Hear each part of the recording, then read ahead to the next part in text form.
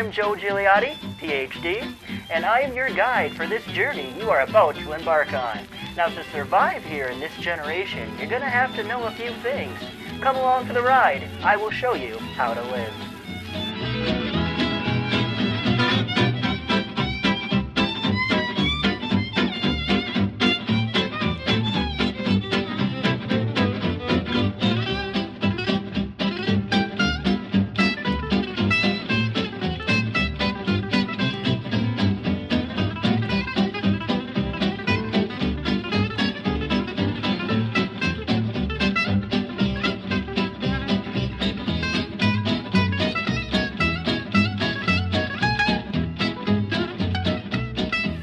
Welcome back to another edition of How to Live. I'm your host, Professor, and Guide Extraordinaire, and PhD, Joe Gigliotti. I thank you for tuning in.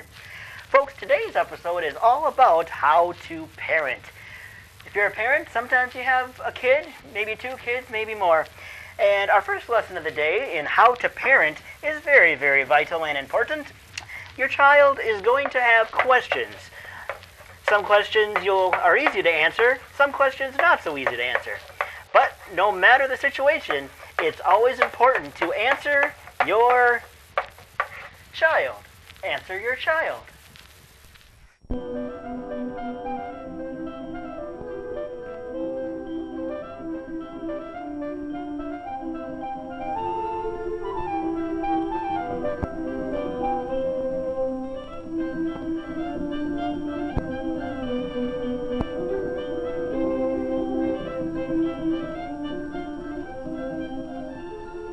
Here they are, today's children, future citizens in our democratic society. They're lovable, they're often exasperating, and they're continually trying with all their might to discover the meaning of what they experience. But in order to understand and live effectively in the world around them, they need our help. How we interpret it to them primarily shapes their emerging personalities and helps to determine how they will develop as citizens. She's a very inquisitive child, full of questions. Questions her mother faces day in, day out. These are beautiful. Let's give the flowers a drink of water. They need water just as little girls do. I want to do it. All right, dear. Let's start over here. Question after question, and mother is the teacher. What mother knows, right or wrong, she passes on to her child. And thus Judy learns in her own way and under mother's guidance that rain is nature's way of giving flowers a drink. Every event becomes an exploration into the unknown. Hello, darling. Now I want you to hold this quietly under your tongue. Why? Because it will show if you are well or not. And if you are, then you may go outdoors and play. Am I well, Mommy? Can I get up? Almost well. I think tomorrow you may go for a walk with Daddy. The child's never-ending whys often concern matters that are difficult to explain. Yes, darling, they're taking Mr. Jones away today because he's been ill for a long, long time, and he died. Why did he die, Daddy? Well, you see, honey, when people get to be very, very old, and they've been sick for a long time, they die. Mother doesn't know, does she? No, darling.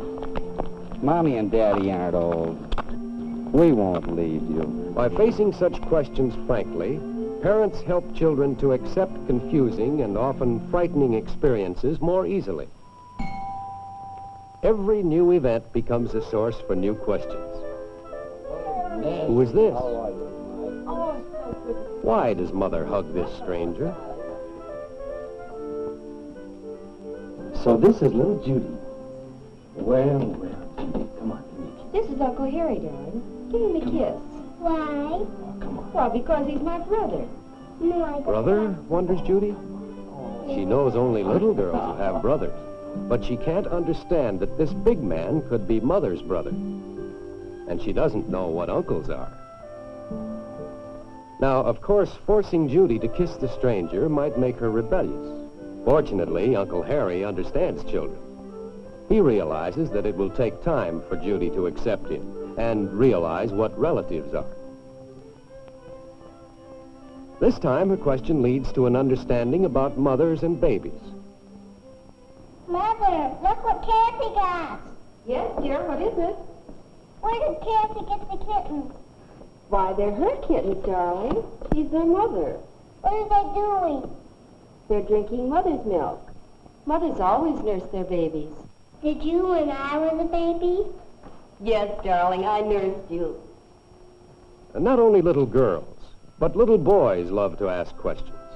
That is how they discover much of the world around them. On walks with father, they can ask questions, like this one. What's this man doing? He's giving the man a ticket.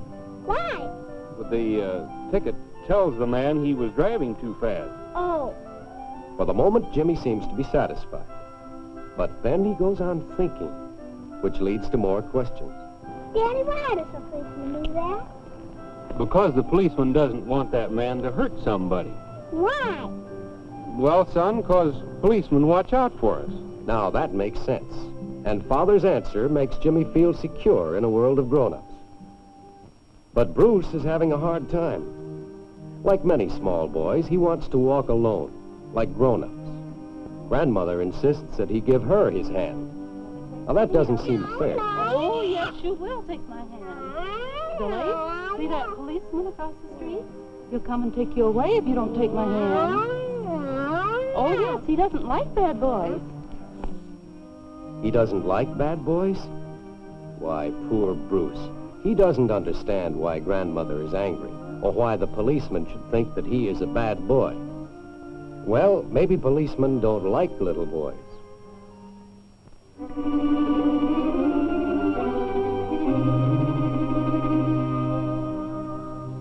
Meanwhile, Jimmy and Father are returning home. Jimmy has enjoyed his walk, and now he is ready to play. Remembering the policeman whom he saw this afternoon, he chooses his toy policeman to play with first. Children's play is creative. It stimulates the imagination. It is also instructive because it lets them play out and rehearse the many new things they're learning about the world. His make-believe world and the real world are not clearly separated. Oh, here comes Mommy to milk the cows.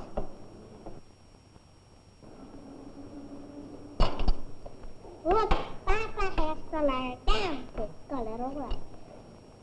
Even calms Mother and steps on Father, and that wakes Father up, but Mother's asleep. But through play and by asking questions, he shows how he is learning the meaning of all events. But soon Jimmy is tired of playing alone. Now he has questions to ask and needs someone to answer them. And Mother is always around. Sometimes Mother asks questions and Jimmy gives answers. And sometimes it's the other way around. This, too, Jimmy likes, because he feels so grown up when he knows the answers. And every answer shows not only what Jimmy has understood about the world, but also what he is learning from his mother and his father about life. Cows have to eat. They grow big. What is this cow doing? Well, it looks like he's resting. For the same reason. And I know why. So it grows big and strong. That's right. Mommy, let's look at the police book. Police book? Uh-huh. All right. You know, I saw a policeman give a man a ticket once. You did? Do you like policemen? Yes, very much. Why? They protect us, and they have to watch out for us. But all children may not be as fortunate as Jimmy. Take Molly here, walking home from school after a day of disturbing experiences, which she is now reliving in her mind. Boys and girls, you may take out your library books now and read them while I'm talking to Molly. I've got the test papers here, Molly. Here's yours. I can see that you didn't understand the test. Why didn't you ask me about the questions that you didn't understand? You know that I'm happy to go over those things again. Why, Molly? Why don't you ever ask questions? I didn't want to disturb you. When she was 3, Molly was always asking questions. She was a gay and happy child, eager to learn and to grow up. Mother, why does this horse have stripes? Not now, Molly. Mommy's busy. You're going to spoil her cake. Mother, why? Please stop asking why all the time. Nice girls don't ask their mommies why when they're busy. You never mind now. Get up on your chair and look at your book. Molly's mother doesn't mean to be discouraging. She's just a busy woman. And so little Molly goes back to her books. But soon she tires of them. There is no one to answer her questions and share her interests. Repeated experiences of this sort stifle her curiosity. A year later, she is what we call a well-behaved child. Now, Molly's father approves of his boy's interest in cars. What are you doing? Hi, Phil boy. I'm fixing the carburetor. Oh. Cleaning it out. Been working on it all morning. You know, these new gadgets are getting more complicated every year.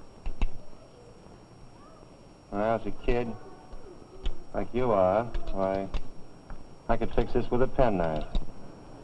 Daddy, what are you doing? What makes the engine go? Oh, Molly, don't ask questions. Now, you run along. This isn't for little girls. You run along and play with your dolls. You'll get dirty. And so Molly becomes what some people call a very good little girl.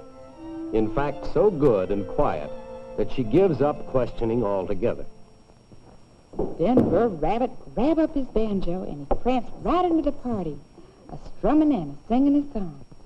Some folks travels fancy, some folks travels plain, some folks goes on horseback, others takes the train. Some folks has a carriage with a coachman on the back. But when I goes to a party, I travels on old fox. I didn't know you all knew that. Well, that's wonderful. Well, now I bet you can really answer some questions about the story. Wasn't that a funny story? Yeah. What were you going to say, Vicki? Rabbit, tiger, fox. While all the other children gaily break in with questions and volunteer answers, Molly just sits and watches, not quite daring to be like the others. She doesn't dare risk annoying her teacher, who substitutes for mother We'll at talk school. about that one tomorrow and have the next story. Bye. Bye. Bye. Good. Now we can get a pop. No, yes, popsicles later. Good morning, Miss Hart. Oh, hello, Mrs. Chambers. How are you? Just fine, thank you. And how is Molly doing in school? She's a darling child and so good, but very quiet. Molly, dear, your mother's here. Molly's always such a good girl. She is a good girl, but she needs to be encouraged to play with the other children, trying to get her to ask more questions, to enter in more to the group. Well, just give her time, I always say. Just give her time. Why didn't you ask? I didn't want to disturb you. But, Molly, you don't disturb me. I want you to ask questions like all the other girls. I like what you say. I wish you'd speak more often in class. You take your paper and look it over, and then let's talk about it. Yes, ma'am. Molly is obviously an extreme case. Every child is frustrated at times by busy parents, but when continuously discouraged at home, like Molly, she may be handicapped in adjusting to the world. Now, Molly may regain her courage if helped by a sympathetic person, in school, for instance. It is essential that children in their earlier years be permitted to ask questions and be encouraged to explore the world with self-confidence. For by answering the whys of children, we help them to understand our way of life and to learn, as personalities, to live in the world with others.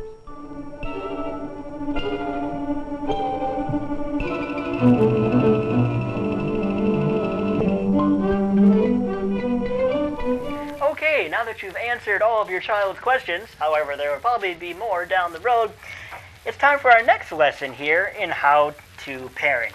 Sometimes your children will mess up, but it's important to not let them get away with things because then they will develop bad habits. So, it's very important to keep a concept in mind, and that concept is the concept of discipline. Discipline.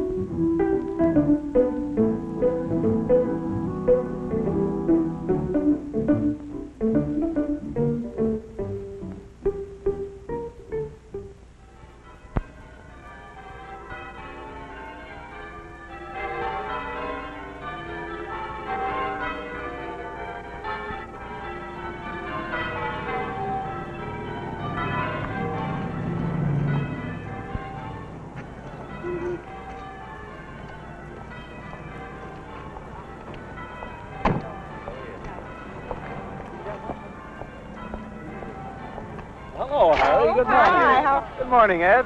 Hi. Hello, Jimmy. Say, where's your big brother this morning? Well, we let Steve take the morning off this morning, Ed. Oh, he stayed in bed, I guess, eh? Well, too bad he didn't make it. Well, nice to see you. Goodbye. Bye-bye. Bye.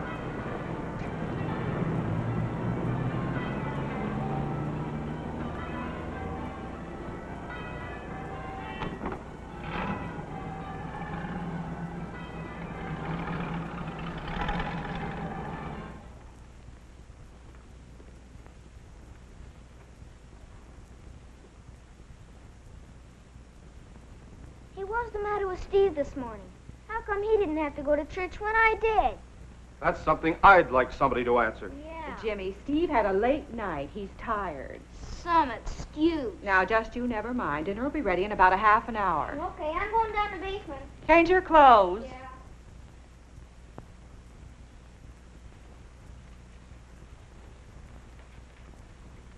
Ann, we're making a mistake letting Steve get away with this. What's the matter with him all of a sudden anyway? He used to be a nice, obedient kid like Jimmy. He's not Jimmy's age anymore. He's not even up yet. Harry, sit down. I want to talk this thing over before Steve appears. And I want you to listen. Now, I know Steve came in far too late last night. We don't even know what time he came in last night, except it was after 3 a.m. Now, just a minute, Harry. Steve is almost grown up. And don't say anything until I finish. He's old enough to know right from wrong. Molly Thornton was telling me she had exactly the same trouble with Bob a few years ago, and she left him absolutely alone.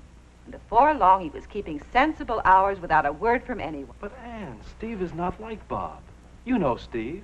He'll drop his homework if one of the gang calls up. You're not showing much faith in your own son. That's nonsense. I'm worried about his schoolwork. Is he going to get through high school and go to college, or is he not? Well, right now, it doesn't look too hopeful. I'm telling you what he needs, and what every kid needs. He needs to be told what to do, and if he doesn't do it, we punish him. That's all there is to it. Harry, I remember you telling me how strict your father was. How you used to sneak out because you thought his rules were unfair. Well, they were unfair, too. You told me you behaved worse. Because he was so strict, you rebelled. That's right. Well, then how about listening to my idea for handling Steve? We can at least try. Well, what is it? We won't even mention last night. Treat him just like a grown-up. Act as though we weren't concerned at all. Not say anything? Not anything. Now, Steve will probably be down at any moment. We ought to look as though we hadn't even thought about him. You know, he'll probably have a perfectly good explanation for why he was so late last night. Then he'll apologize. You'll see.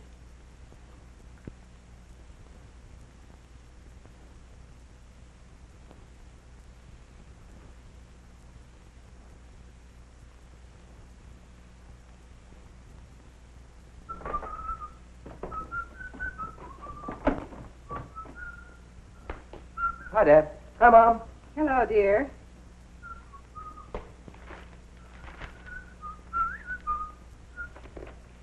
Say, Dad, I was wondering if I could use the car after dinner. Some of the fellows want to go into town this afternoon, and I said I could probably get our car. Hear me, Pop? Yeah, sure, son. I won't be using it. Thanks, Pop.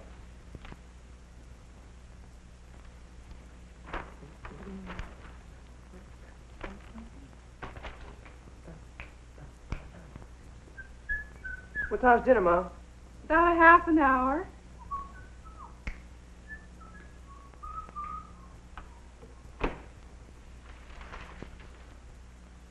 That was some explanation. Some apology he gave us.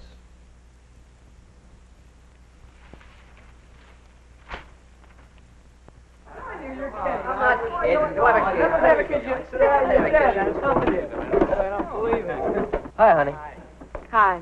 Have you missed me, baby? Oh, sure. Cokes for everyone? After last night, give me coffee, good and strong. You're getting to be a real playboy, aren't you, Steve? What do you guys get to do all the homework I hear the teachers give you? Well, my aim is to enjoy life, honey. Don't spoil it by talking about homework. All you men about town want coffee? Yeah. With cream for me. Me too. And a couple of donuts? Hey, I'll have a piece of that apple pie, Yeah, make Flo. it 2 apple pie, Flo. Hey, were your folks mad at you when you came in last night? Mine were. They were sitting up waiting for me. Started to yell at me right then and there. If you're not in by 10, they seem to think you're robbing old ladies or taking dope or something. You know what my dad said to me? He said he'd beat the tar out of me, but good if I ever stayed out later than 1 o'clock again. What does he think I am, an 8-year-old kid? Oh, I don't know. My folks and I had quite a talk this morning about staying out late. They understood why I stayed out late last night, but they pretty well convinced me it wasn't a good idea. Oh, come off it. You know what I'd do if my dad tried anything on me? I'd leave home. I wouldn't stand for it. Nobody's going to give me that stuff. Well, I don't mind a few rules, as long as they stay the same. The trouble with my dad is he doesn't know what he wants. He seems to change his mind every day. Who's having a pie? Right here. Yeah, I'm here. Donuts here. Not eating today, Steve? Just coffee. Will that be all for you gentlemen? Yeah.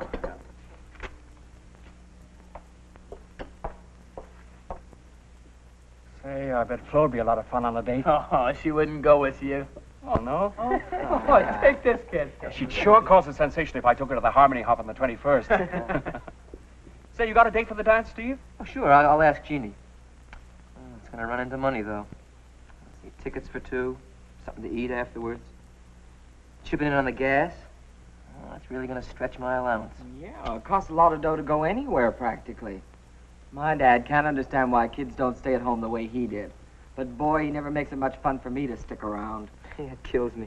The way parents forget that you got to have fun while you're young. You know, I figure that social is just about as important as anything you do.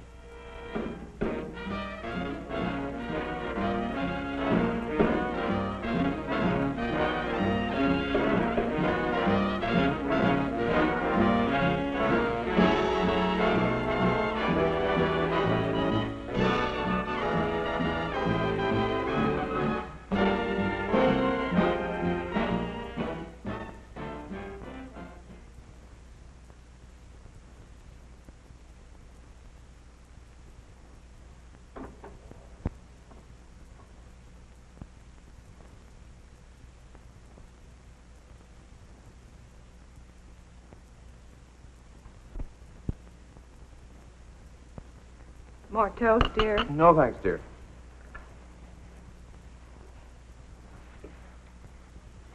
Was Steve up when you came down? Yeah, he was washing. He's going to be late for school. Bye, Dad. Bye, Mom. Goodbye, dear. Enough is enough. Not one word have we said to Steve about the hours he keeps. And it's got worse every weekend for the last 3 weeks. Now it's on a weekday. It's 8 o'clock and he's not down yet. And no wonder. Heaven knows what time he got in this morning. And I'm not standing for this any longer. I know, Harry. I can't understand why he's so foolish. He must know better. I thought he'd come to his senses by himself, the way Molly Thornton said Bob did. That's not the way to handle Steve, though. Look at his last report card and see how much he's learning. He doesn't seem to care about earning any money, just spending mine and having a good time. I know. I don't want to let him spoil his life. That's exactly what we're doing, though. And what gets me, he's so cocky. Comes and goes without a word to us. Seems to take all this for granted. There's something to be said for good old-fashioned discipline. Maybe you're right, Harry. I don't know what to do. I'll let you handle it this time. I'll straighten him out. Steve! Steve, do you hear me? Come down here right away. I want to talk to you.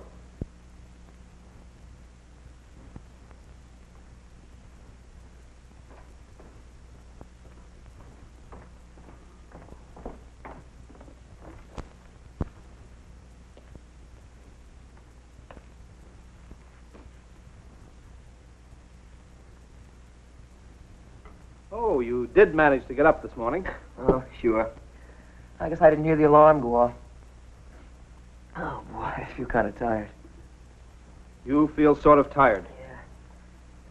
I should think anyone with any common sense would know if he kept the hours you've been keeping, that he'd feel tired. I've stood for all the nonsense I'm going to, Steve. Your mother and I thought that perhaps you'd see for yourself that these hours are no good, but apparently not. Your school marks are a disgrace. And what's hit you all of a sudden, Pop? Steve, your father is terribly worried about your schoolwork. You know we want you to go to college next year. You just don't seem to care. You can't treat me like a kid. Oh, no? Well, listen to this, young man. Considering your last report card, you're staying in every night for a week and study, starting tonight. It's my business what I do with my time. You don't seem to have enough common sense to know what to do about anything. And here's something else for you to think about. I'm cutting off your allowance for a week as punishment for your rudeness. But, Dad, the school dance is a week from tomorrow night. I've got to go. I mean, Jeannie will be counting on it, and I need my allowance to pay for it. You've nobody but yourself to blame. If you'd start earning some money of your own for a change, you wouldn't get stuck like this. If you can't decide between your schoolwork and having a good time, then I'll decide for you. That's unfair. You don't say anything about this to me for weeks, and all of a sudden you begin. You don't understand. I understand this much. You'll stay in every night for a week and study, and there'll be no allowance. Steve, your breakfast.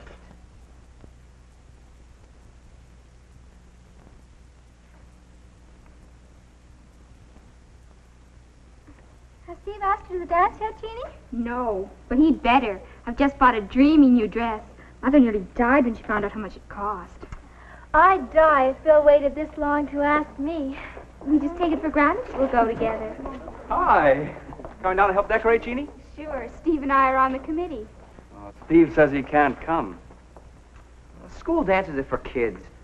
I'm sick of the same dances with the same people at them doing the same things. Well, you're going, aren't you? Look, I got to talk to you. What's got into him? He talks like a jerk. I always figured he was a swell guy, but now I don't know.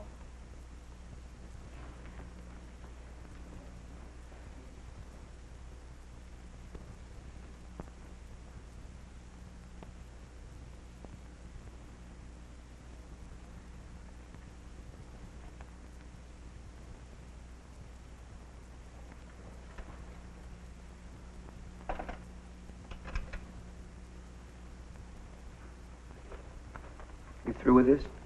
Yes, sure, son. Here, dear. I made you a cup of cocoa.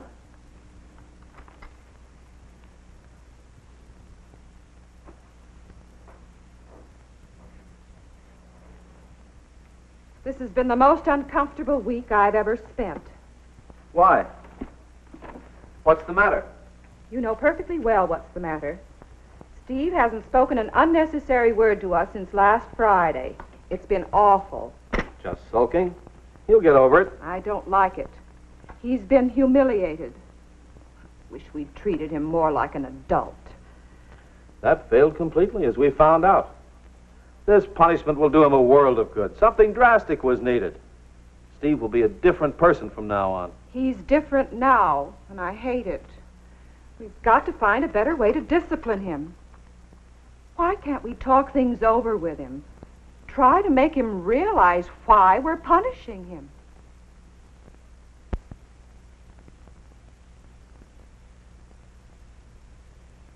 Steve's parents have obviously created a bad situation. His mother assumed that Steve knew what he should do and has failed to give him guidance. Steve's father has assumed that laying down the law was enough. Were both assumptions wrong? Why? Steve is now so embittered, he may react in a way that could seriously affect his future education and work, as well as his personality development. If you were Steve's parents, what would you do?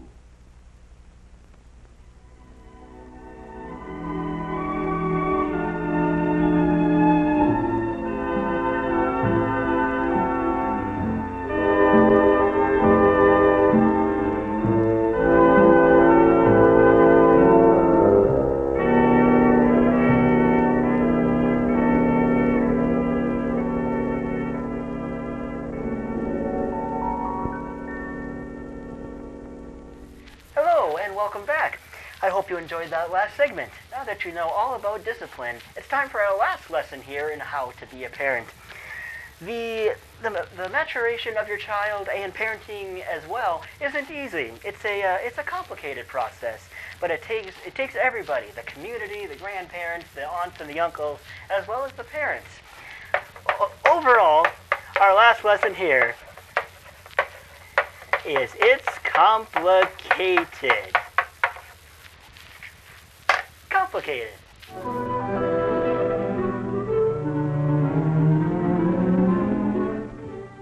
See me jumping, Mommy.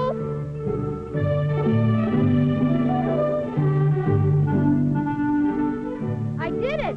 I did it! I did it! I did it! We won! We won! We won! They grow up so fast that before you know it, they're out of your hands.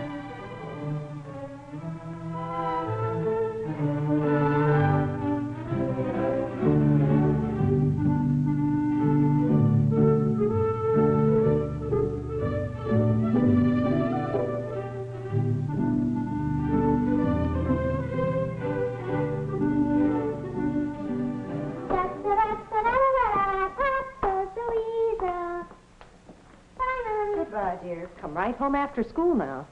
Can I stop at Cherry passing class? All right. But home for supper. Okay.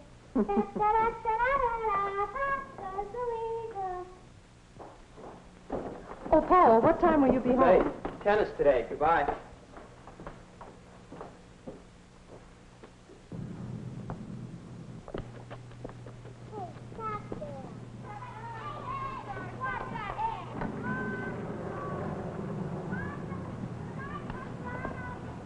Don't fret, dear. You're just growing up. Oh, I wasn't fretting. Just thinking. Now, what time will you be home? 6 as usual. I don't have a thing to do after school. Just thinking. How they're growing up so fast.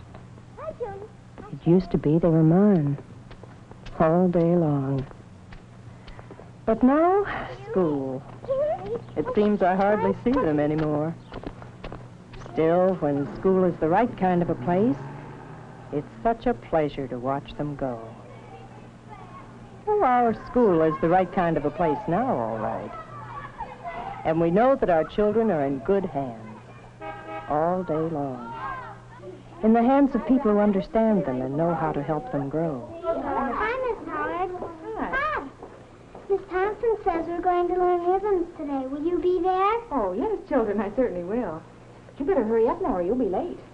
Okay, bye. Bye. People with a purpose. That's what makes a school the right kind of a place. So that whether our children are reading or painting or learning about health, all their activities blend together into a single unified program.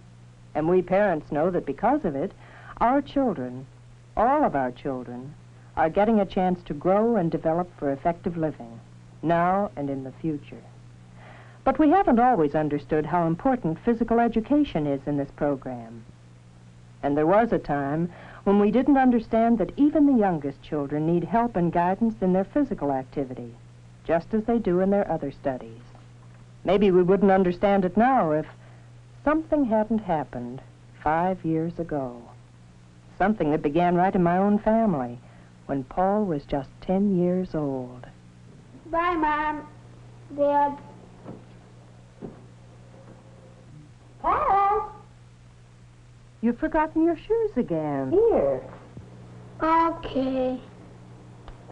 Have a nice day, dear. Bye.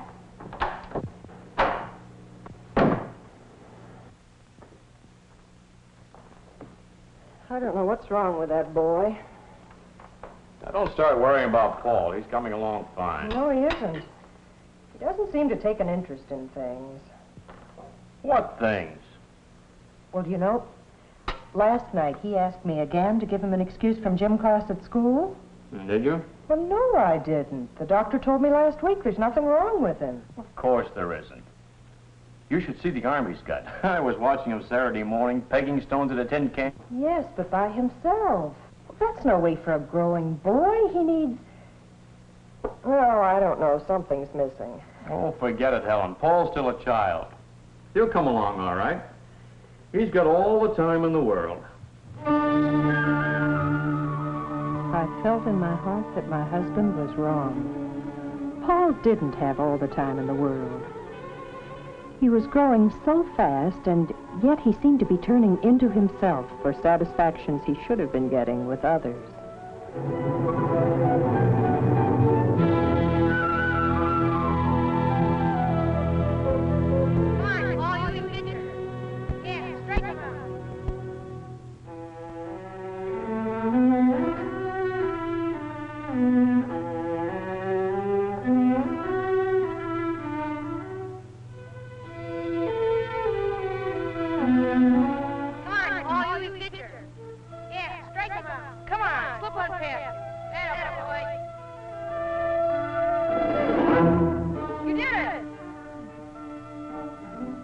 I knew that a growing child needs to feel the thrills of success and the approval of other children his own age, and that Paul wasn't getting the chance.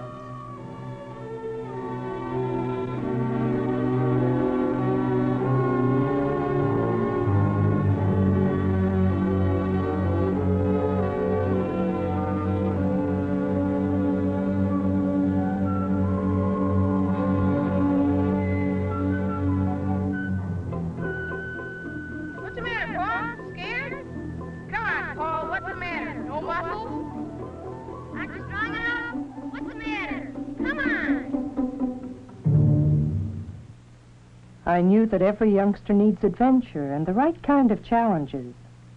Paul wasn't finding them where he should. Come on, Paul. I'll show you how.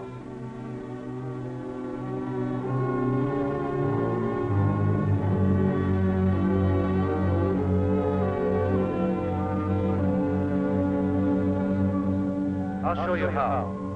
Now swing your feet. That's right. Now let go and reach. That's right. Let go and reach. Let go and reach. Let go and reach. Let go and reach. Let go and...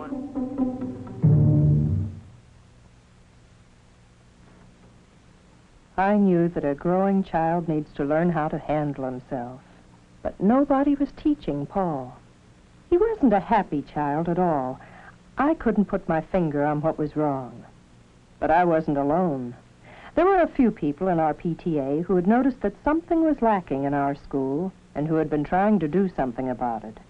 But it seems that they were in the minority. Those physical education classes are too crowded. There's no organization. The teachers don't have any definite time to give instruction. Equipment's neglected, what there is of it. I tell you, folks, those kids aren't getting physical education, and they aren't getting it in the high school either. Oh, come on now, Jed. Those buildings are the best that money can buy. Sure, but Henry, walk past that elementary school every day like I do, and watch most of those kids just standing there with nothing to do. You'll think different. Oh, what do you want them to do? They're too young to do much of anything. Are they too young to learn how to play, Mr. Taylor? Of course not. But you don't have to hire a physical education teacher for that. All the same, Henry, it seems to me that physical education is more than play. Nonsense. I agree with Henry. Turn them loose in the schoolyard and let them go. That's all you have to do. Yeah. Just turn them loose in the schoolyard and watch them go. Are they too young to learn how to play? But you don't have to hire a physical education teacher for that. Just turn them loose in the schoolyard and watch them go. Of course not. Of course not. We were closing the doors on an important part of our children's growth.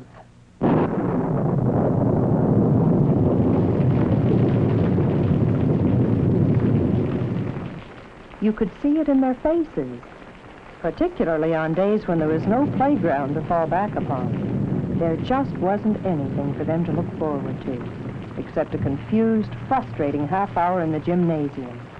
Something was bound to happen.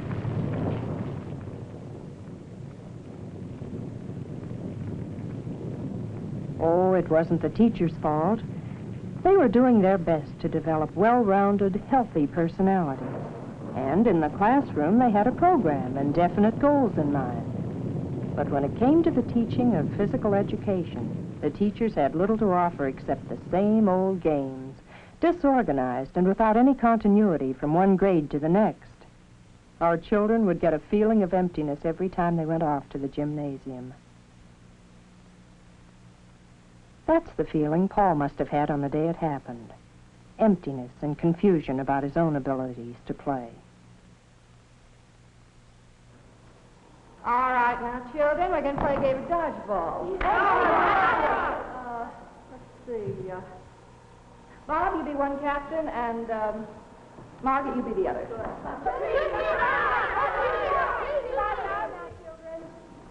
All right, Bob. Good. Look out, Paul. Let me through. Yeah, you can throw. Get out of the way. Daddy. Come on, Lord.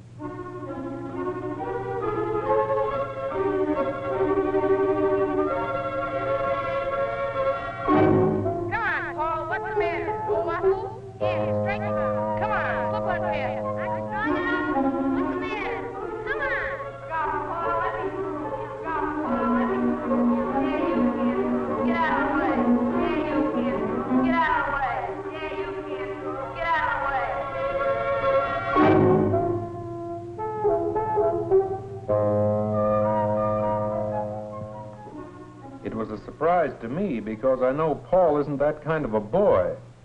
So that's why I thought it was best to ask you both to come in. Well, I've had a feeling that something was wrong, the way Paul's been going off by himself. And those shoes, always forgetting them. Paul isn't a stupid child. I know that, Mrs. Farrell. It isn't just Paul, is it, Mr. Keller? No, as a matter of fact, it's not. Then there must be another reason you asked to see us. There is, Mr. Farrell. You see, I too have felt that something was wrong, and I think I know what it is. And I believe this incident of Paul's shoes puts you folks in a position to help me set it right. Well, isn't it a matter of scheduling more physical education periods or something like that? Not quite.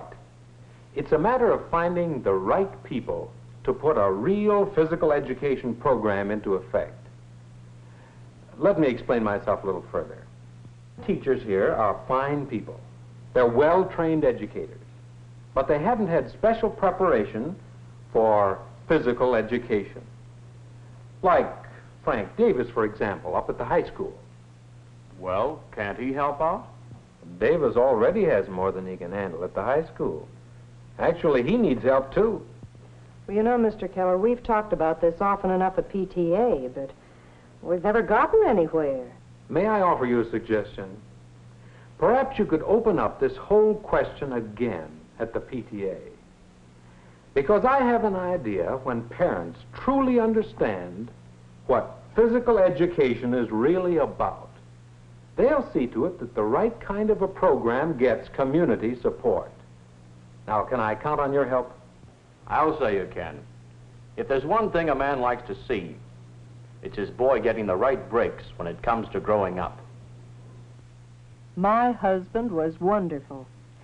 He not only organized a special meeting of our PTA, but he talked up the subject whenever he could with other fathers. It was his idea to have Frank Davis, the high school physical education teacher, come in and give us a professional point of view about physical education. I could go on and on, but the point is, we don't have an adequate physical education program in any of our schools. We see a great many children coming to high school without even the basic physical skills, running, jumping, throwing, and the like. And we can't do much to help them. The way we're set up now, they lack stamina, strength, endurance. They just can't do so many of the things they should be able to. All this has a deep effect on the way they grow. As so many communities have found out, if each child is to make the most of himself, then all need direction in physical activity and a program that's organized with every type of youngster in mind. Now, you just can't turn children loose to play if you expect them to learn to work together, play by the rules, and build strong bodies. In the elementary school particularly, the classroom teachers shouldn't be expected to do all this by themselves. They need the counsel of a physical educator who is especially trained for the job.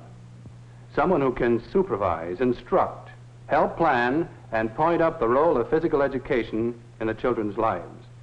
Someone to encourage and help. This person should be a graduate of a regular... And so it wasn't too long before our PTA group, together with other groups in the community that were interested in school problems, asked the school board to take action. That action took the form of obtaining more qualified help at the high school level. Additional professionally trained teachers of physical education were employed to assist in both the boys' and girls' high school classes. This meant more room in the schedule for new activities. It also meant that now, for the first time, Mr. Davis himself was free to take responsibility for the direction of the entire physical education program. One of his first steps was to secure the services of a consultant in physical education, someone who would work in our elementary school, Paul's school. With the individual attention she was able to give to the pupils and the help she was able to give to teachers, conducting demonstrations, helping to plan activities and the like, we parents began to realize that at last our children would have their chance to grow and develop as children should. And that's what has happened, and has been happening ever since.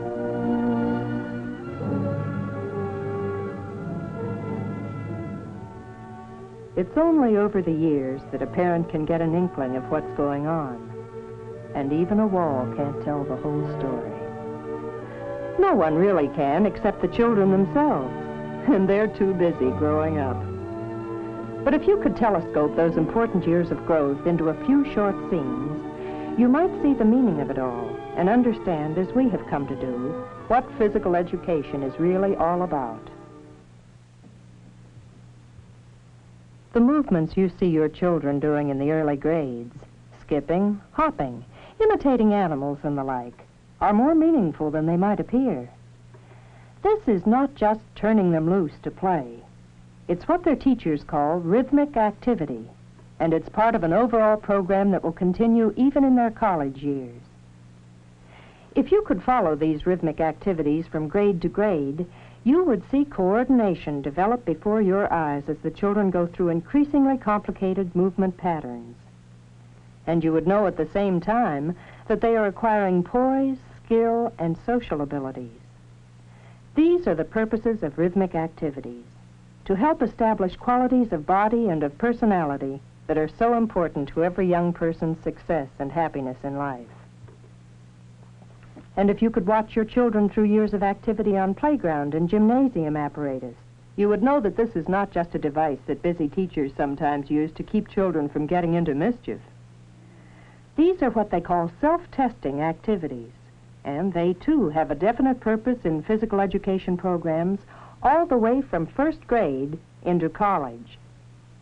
They are designed to let children find out for themselves just what progress they are making in mastering the skills of body control. For it is through such activities as these that children learn to watch for their own strengths and weaknesses and strive for better performances day after day, year in and year out. It all happens so fast a parent hardly knows that anything is going on. But they are growing in many directions.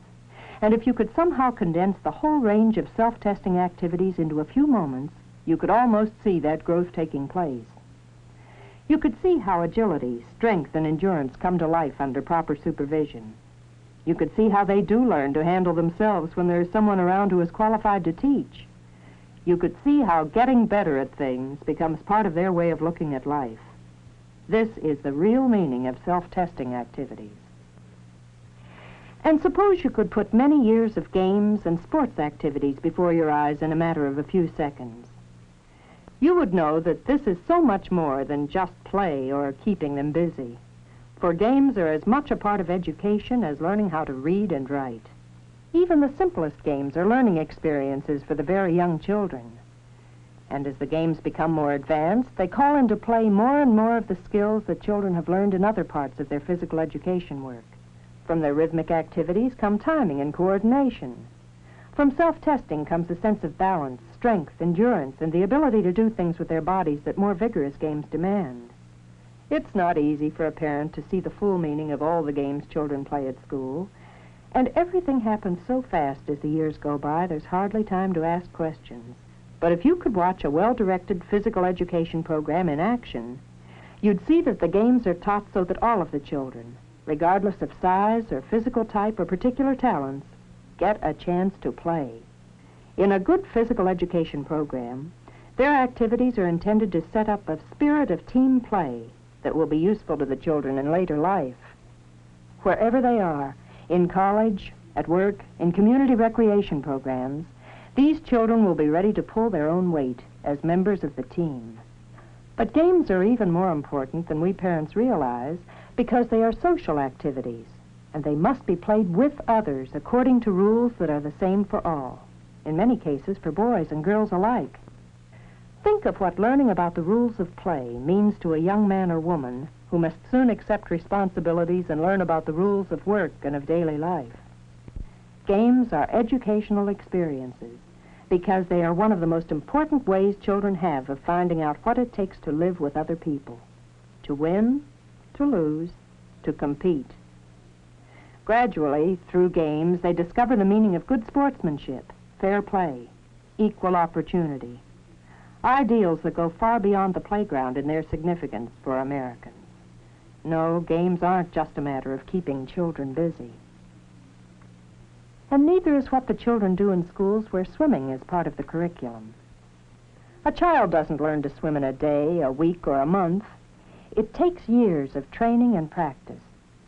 But if you could telescope it all into a few seconds, you would know how important it is to begin when they are young and to follow through with skilled instruction all along the line. You'd see how confidence develops as they take to the water and learn basic strokes. You'd see how basic strokes provide the background for preparation against the emergencies that every parent hopes will never come. You'd see them develop lifelong recreation interests right there in the swimming pool that you have helped to build. Oh, it all happens so fast, this development of a child into a young adult. And a parent almost never sees what's happening until it's too late to do anything about it. But if you know your children have had physical education in a school where activities are coordinated in a definite program, then you can be sure that they are getting every chance to grow and develop as they should. Some of them may grow up to be the kind of athletes everybody looks up to and admires. Men and women who keep setting new standards of performance in every kind of physical activity event. Star performers like these come out of schools where the right kind of physical education was begun early, where there were challenges and a sense of the adventure of sports, where there was someone to help, where there was a chance for success and the approval of others. But most parents don't count on their children taking a place in the ranks of great performers. What we want most for them is that they grow up to become people who want to play, who know how to play and who are good enough and who stay fit enough to enjoy a wide variety of physical activities. Some will be skilled, some won't. But what matters is that they'll be participating. For nowadays we are all coming to realize that people who like to play can usually get along well in the give and take of daily life. And that's what physical education is really all about. Hey, Johnny, I'm ready to go home. I'm glad we found that out. And as I look at our children growing so fast, I often wonder how many towns have not made our discovery that physical education is a community responsibility. It depends on many people, on teachers and school administrators who acknowledge the importance of physical education, on coaches and instructors who recognize that individual progress is on a par with team sports and the winning of trophies, on physical educators who know how to make a program work, and on parents who take action before it is too late.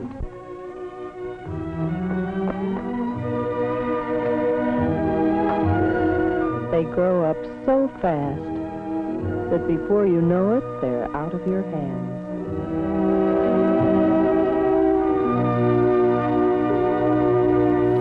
All right, that should do it for our last lesson here in How to Parent.